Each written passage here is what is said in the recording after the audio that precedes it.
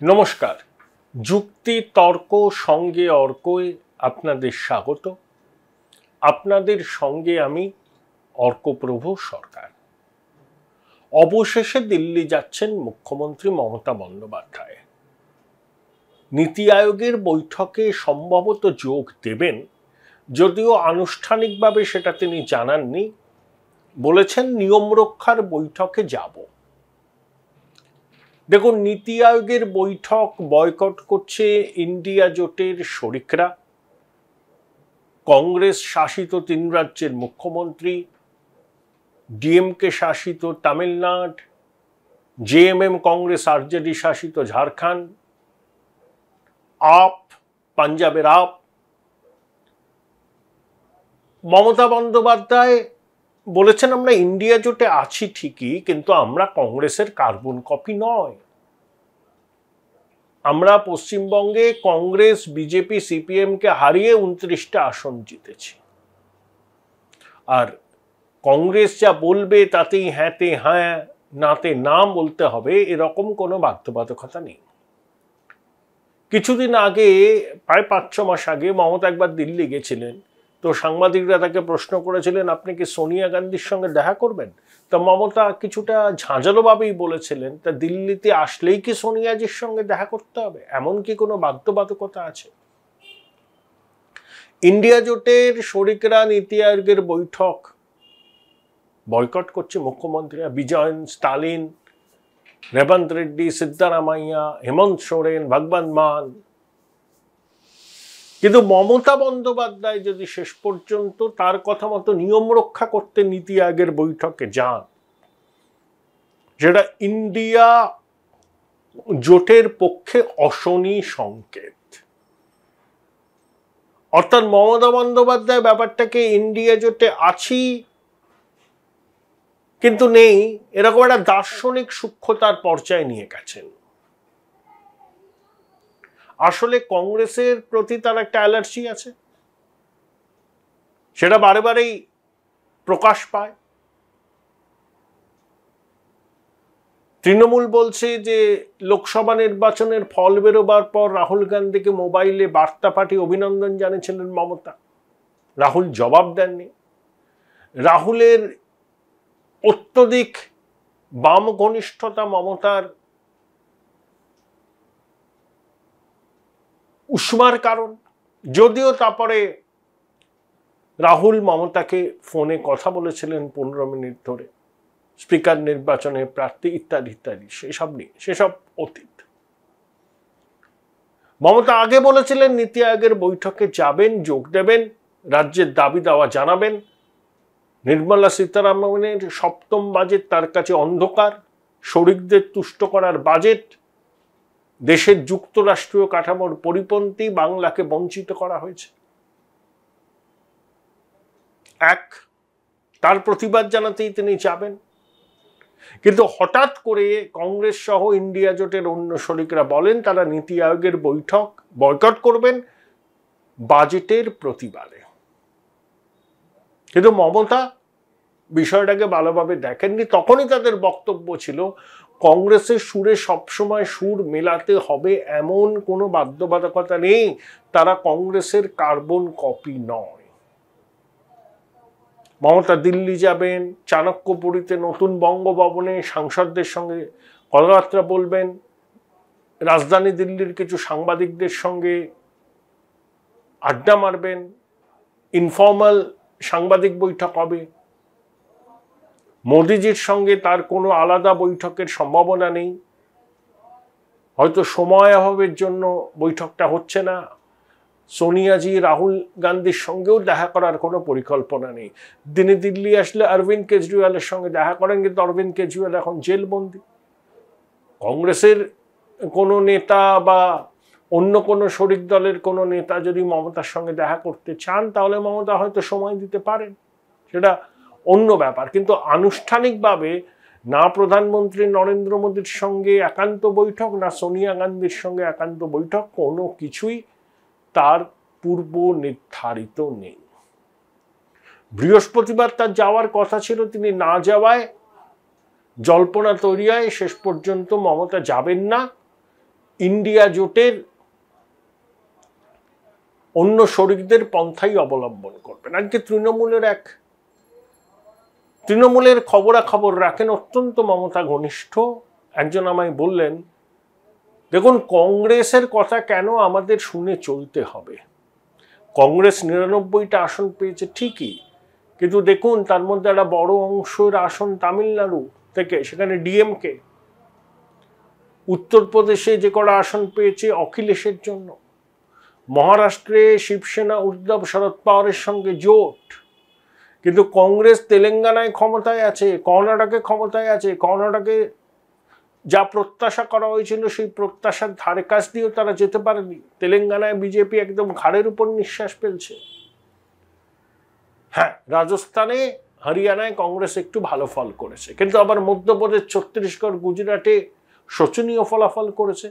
অর্থাৎ কংগ্রেসের ৯৯, সেই ৯৯টা আসন প্রাপ্তির পিছনে তার জোট সঙ্গীদের অবদান অনস্বীকার্য। মোদিজি বলেন না কংগ্রেস হচ্ছে পরজীবী, ভদ্রলোক ওইভাবে না বললেও বুঝিয়ে দিয়েছেন যে কংগ্রেসের এই যে ৯৯ আসনকে অনেক বড় করে দেখানোর চেষ্টা হচ্ছে, আসলে এই আসনের অনেকগুলো এসছেই শরিক দলের বদান্যতায়। যদি সেটা না হতো কংগ্রেস ওই ৫০-এর আশেপাশেই থাকতো। তাই কংগ্রেসকে নিয়ে এত মাতামাতি করার কিছু নেই বলেই তার মত। তৃণমূলের ২৯ জন লোকসভার সদস্য, ১৩ জন রাজ্যসভার সদস্য, তাই কংগ্রেস যা বলবে সেটাকে মেনে নিতে হবে, তার তো কোনো মানে নেই। এটা মমতারও বক্তব্য, তৃণমূলেরও বক্তব্য। আর ইন্ডিয়া জোটের অন্য যারা আছেন তাদের সঙ্গে কংগ্রেসের প্রাক নির্বাচনী সমঝোতা ছিল, কিন্তু তৃণমূলের সঙ্গে কংগ্রেসের কোনো নির্বাচনী সমঝোতা হয়নি। Join Indian Institute of Hotel Management now. Right choice, right decision. এটাই হচ্ছে পরিস্থিতি। মমতা জানেন তার নীতি আয়োগের বৈঠকে শেষ পর্যন্ত যোগ দিলে সেটা ইন্ডিয়া জোটের মধ্যে একটা অস্বস্তি তৈরি করবে। বিজেপি ইতিমধ্যেই মমতা বন্দ্যোপাধ্যায়ের এই নীতি আয়োগের বৈঠকে যোগ দেওয়ার সিদ্ধান্তকে স্বাগত জানিয়েছেন। অর্থাৎ বিজেপি চাইছে ইন্ডিয়া জোটের মধ্যে এই বিষয়কে কেন্দ্র করে যাতে একটা ফাটল তৈরি হয়, এবং মমতা বন্দ্যোপাধ্যায়ও কংগ্রেস এবং ইন্ডিয়া জোটের অন্য শরিকদের আপত্তিকে খুব একটা গুরুত্ব না দিয়ে দিল্লি যাচ্ছেন, এবং সম্ভবত তার বাসায় নিয়ম রক্ষার নীতি আয়োগের বৈঠকে যোগ দেবেন। হয়তো কিছু বলবেনও, রাজ্যের দাবি দাওয়া ইত্যাদি ইত্যাদি। দেখুন, বাজেটের আগে অন্যান্য সব রাজ্যের মুখ্যমন্ত্রীরাই মোটামুটি প্রধানমন্ত্রী, অর্থমন্ত্রীর সঙ্গে দেখা করেছেন, কিন্তু মমতা বন্দ্যোপাধ্যায় যাননি। এখানে রাজনীতি অগ্রাধিকার পেয়েছে। কিন্তু এখন নীতি আয়োগের বৈঠকটাকে এড়িয়ে গেলে এই বার্তাটা যেত রাজ্যের উন্নয়নকে মমতা বন্দ্যোপাধ্যায় গুরুত্ব দেন না, রাজনীতি তার কাছে অগ্রাধিকার। এখন তিনি বলবেন আমি নীতি আয়োগের বৈঠকে গিয়েছি, প্রধানমন্ত্রী অর্থমন্ত্রীর সামনে রাজ্যের দাবি দাওয়া জানিয়ে এসছি, এরপরেও যদি কিছু সুরাহা না মেলে তখন তিনি কেন্দ্রীয় বঞ্চনার সুরটাকে আরো তীব্র করবেন। ২৬-এর বিধানসভা নির্বাচনের আগে পর্যন্ত এই সুর তীব্র থেকে তীব্রতর হবে।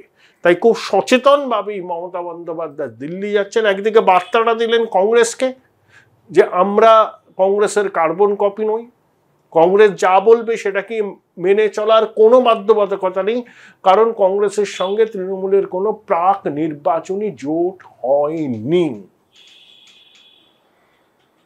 আবার বিজেপিকেও তিনি বার্তাটা দিচ্ছেন সুকৌশলে, দেখো আমি ইন্ডিয়া জোটের সঙ্গে আছি কিন্তু নেই, একটা দার্শনিক সূক্ষ্মতায় আমার অবস্থান, আমি কিন্তু কংগ্রেসের কথা শুনে চলি না, সেই জন্য কংগ্রেসের আপত্তি সত্ত্বেও আমি নীতি আয়োগের বৈঠকে এসেছি। বার্তাটা দেবেন, লক্ষ্য একটাই যে প্রভাবশালীদের কেশাগ্র যেন এজেন্সি স্পর্শ না করে। অর্থাৎ কংগ্রেসের সঙ্গে যত বেশি তিনি দূরত্ব রাখতে পারবেন বা দূরত্ব রাখছি দেখাতে পারবেন বিজেপির শীর্ষ নেতৃত্বকে, তৃণমূলের অনেকে মনে করছেন প্রভাবশালীদের এজেন্সির তদন্তের আওতার বাইরে রাখার ক্ষেত্রে সেটা অনুঘটকের কাজ করবে। এটা একটা ব্যাখ্যা। তাহলে কি হলো? নীতি আয়োগের বৈঠকে যোগ দিয়ে একদিকে রাজ্যের বাম, কংগ্রেস, বিজেপিকে তিনি বলবেন আমি গেছি, রাজ্যের উন্নয়ন নিয়ে কথা বলেছি, বাংলাকে বঞ্চনা করা হয়েছে বলেছি, অন্ধকারের বাজেটে বাংলার জন্য কোনো দিশা নেই বলেছি,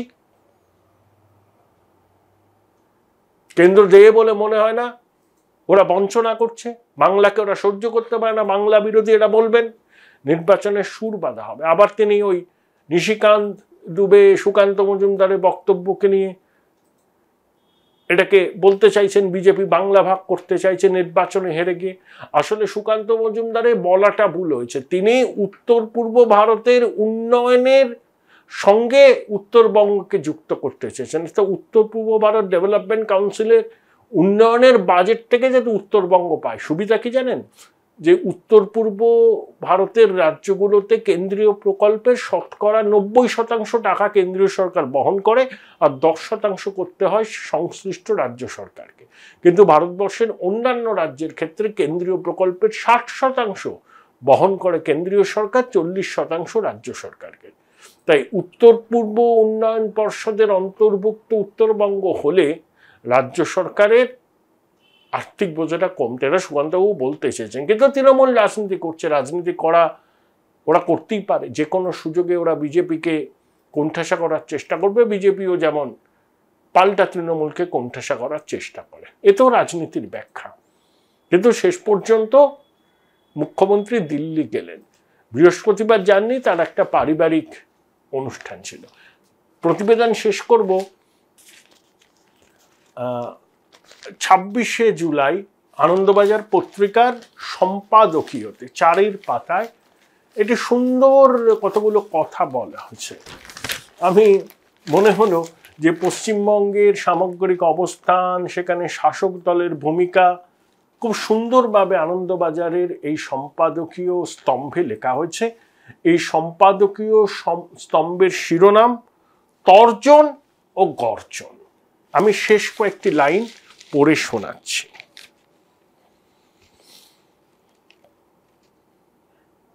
সুসজ্জিত মঞ্চ থেকে বিবেকের গর্জন চলতে থাকবে, তৃণমূলে অব্যাহত থাকবে শিষ্টের দমন এবং দুষ্টের পালন। মুখ্যমন্ত্রী এবং তার সহযোগীরা যদি এই আশঙ্কাকে ভুল প্রমাণ করতে চান, করে দেখান, কথায় নয় কাজে। পশ্চিমবঙ্গের মানুষ কথার ফুলঝুরি দেখে দেখে ক্লান্ত, তারা কাজ দেখতে চান। কাজ করতে চাইলে অবশ্য দুটি বস্তুর দরকার হয়, সদিচ্ছা এবং সৎসাহস। দুয়েরই ঘোর অনটন। আমার মতে রাজ্যের বর্তমান পরিস্থিতি, শাসক দলের ভূমিকাকে এই কটা লাইনে খুব সুন্দরভাবে তুলে ধরা হয়েছে।